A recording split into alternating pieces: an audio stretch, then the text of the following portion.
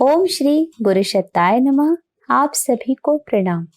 वेद मूर्ति तपोनिष्ठ युग दृष्टा पंडित श्री राम शर्मा आचार्य जी की लिखित पुस्तक समस्त विश्व को भारत के अजस्त्र अनुदान के कुछ संस्मरण हम आपके समक्ष प्रस्तुत कर रहे हैं, जिसका शीर्षक है भारतीय संस्कृति के विनाश का संकट।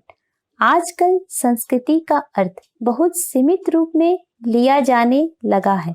भारतीय जीवन पद्धति, कला कौशल, ज्ञान विज्ञान, हमारे सामाजिक जीवन, व्यापार संगठनों, उत्सव, पर्व त्योहार आदि जिनके सम्मिलित स्वरूप से हमारी संस्कृति का बोध होता था, वहां आज संस्कृति का अर्थ खुदाई में प्राप्त प्राचीन खंडहरों के स्मृति चिन्ह, नृत्य संगीत के कार्यक्रम या कुछ प्राचीन तथ्यों के पढ़ने लिख लेने तक ही संस्कृति की सीमा समझ ली जाती है।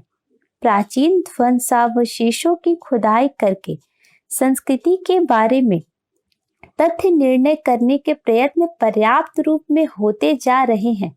यह सब प्राचीन इतिहास और हमारे सांस्कृतिक गौरव की जानकारी के लिए आवश्यक भी है, लेकिन इन्हीं तथ्यों को संस्कृति मान लेना भारी भूल है। भारतीय संस्कृति तो एक निरंतर विकासशील जीवन पद्धति रही है, उसे इन संकीर्णताओं में नहीं बांधा जा सकता। इतिहास के रूप में उसे एक अंग अवश्य माना जा सकता है। आजकल सांस्कृतिक कार्यक्रमों के नाम पर नृत्य संगीत के कार्यक्रम होते देखे जाते हैं। यद्यपि नृत्य संगीत कला आमोद प्रमोद भी हमारी संस्कृति के अभिन्न अंग हैं, लेकिन इन्हें सांस्कृतिक आदर्श मानकर चलना संस्कृति के बारे में अज्ञान प्रकट करना ही है। हमारी संस्कृति केवल नाच गाने तक ही सीमित नहीं है। इसमें जहां आनंद उल्लास का जीवन बिताने की छूट है, वहां जीवन के गंभीर दर्शन से मनुष्य को महामानव बनने का विधान भी है। हमारे यहाँ ऋषि कला का साधक भी होता था, तो जीवन और जगत के सूक्ष्मतम रहस्यों का उद्गाता भी। पर्व त्योहारों के रूप में सामूहिक आनंद उल्लास का जीवन भी बिताया जाता था, तो सामाजिक राजनैतिक सुधारों पर ज्ञान विज्ञान के क्षेत्र में गंभीर विचार विमर्श भी होता था। ऐसी थी हमारी संस्कृति। उसे केवल नृत्य संगीत के कार्यक्रमों तक ही सीमित रखना उसके महत्व को न समझना ही है। बहुत कुछ अर्थों में संस्कृति इतिहास की तरह पढ़ने लिखने की वस्तु मान ली गई। हमारे दैनिक जीवन में सांस्कृतिक मूल्य नष्ट होते जा रहे हैं। संस्कृति के संबंध में खोज करने वाले स्वयं सांस्कृतिक जीवन नहीं बिताते। उनका रहन सहन, आहार विहार, जीवन क्रम सब विपरीत ही देखे जाते हैं। भारतीय संस्कृति के लिए एक सबसे बड़ा खतरा है, वह है पाश्चात्य संस्कृति का प्रचार अभियान। इसकी शुरुआत तभी से हो गई थी जब से अंग्रेज यहाँ पर आए थे। अपने शासन काल में उन्होंने सभी प्रकार अपनी संस्कृति के प्रसार की नींव मजबूत कर ली।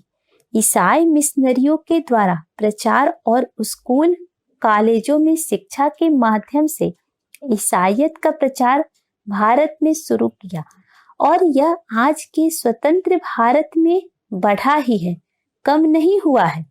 संस्कृति के इस प्रचार अभियान के कारण प्रति वर्ष लाखों भारतीय ईसाई बन रहे हैं।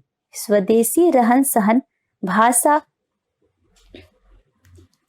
विचारों का परित्याग करके वे अपने सांस्कृतिक गौरव को ही भुला रहे हैं। उधर विदेशी लोग अपने संस्कृति के प्रसार के लिए करोड़ों रुपया पानी में बहा रहे हैं। जन सेवा के लिए चलाए जाने वाले समस्त ईसाई चर्च, स्कूल, अस्पताल, सेवाएं संस्थाएं आदि मूल रूप में ईसाईयत के प्रचार संस्थान हैं।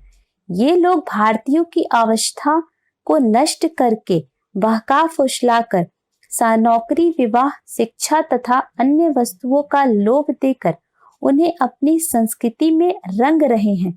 आसाम, बम्बई, महाराष्ट्र, बिहार, उड़ीसा, केरल, मद्रास के आदिवासी क्षेत्रों में ईसाई मिशनरी पूरे जोर शोर के साथ अपना काम कर रहे हैं। इस संबंध में जांच पड़ताल करने पर बड़े सनसनीपूर्ण तथ्य मिलते हैं। हमारी संस्कृति के लिए विदेशियों द्वारा जहां ईसाईयत के प्रचार का खतरा है, उससे कम खतरा अपने स्वयं के पश्चिमी अनुकरण के प्रयास का भी नहीं है। हम लोग अपने रहन सहन, जीवन पद्धति, विचारों की प्रेरणा के लिए पश्चिमी की ओर देखते हैं, उनका अनुकरण करते हैं। जहां तक अपनी संस्कृति का सवाल है, हम उसे भूलते जा रहे हैं। आज हमारी बोली, भाषा, वस्त्र, रहने का ढंग विदेशी बनता जा रहा है। स्वच्छ और सादा ढीले वस्त्र जो हमारी भौगोलिक स्वास्थ्य संबंधी परिस्थितियों के अनुकूल थे, उनकी जगह पश्चिम का अनुकरण करके भारी गर्मी में भी कोट पैंट पहनते हैं। आज का शिक्षित समाज वस्त्रों की दृष्टि से पूरा पश्चिमी बन गया है।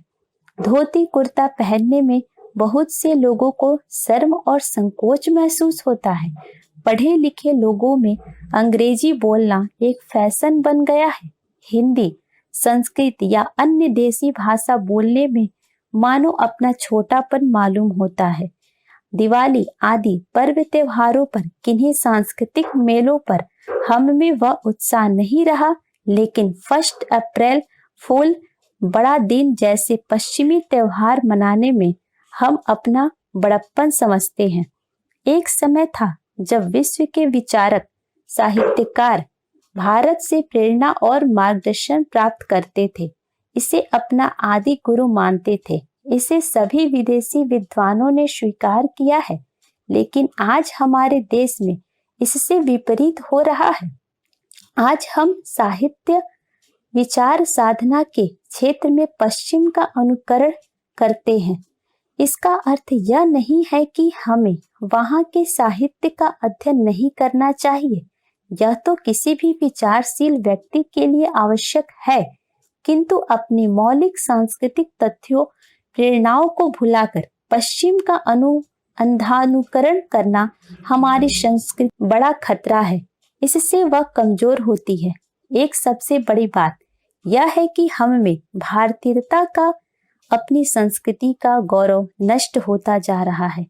भारतीय कहलाने में हमारा सीना तन नहीं जाता। अपनी संस्कृति के प्रति हम में भक्ति भावना, निष्ठा आज नहीं रही है।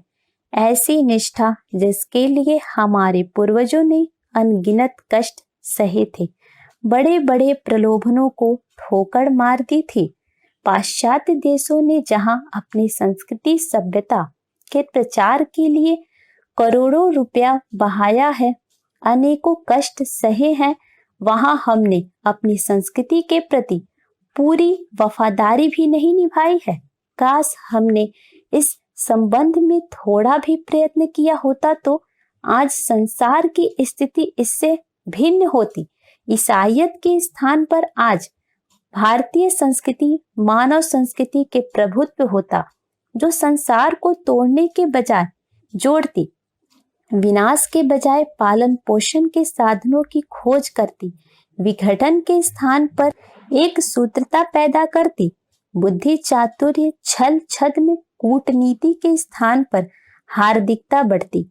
आज के युग में हमारे लिए बहुत बड़ी चुनौती है कि हम अपनी संस्कृति को नष्ट होने से बचाएं, इसके प्रति आस्थावान बने, सांस्कृतिक मूल्यों को अपने जीवन में उतारे, साथ ही इसका प्रसार प्रचार भी करें।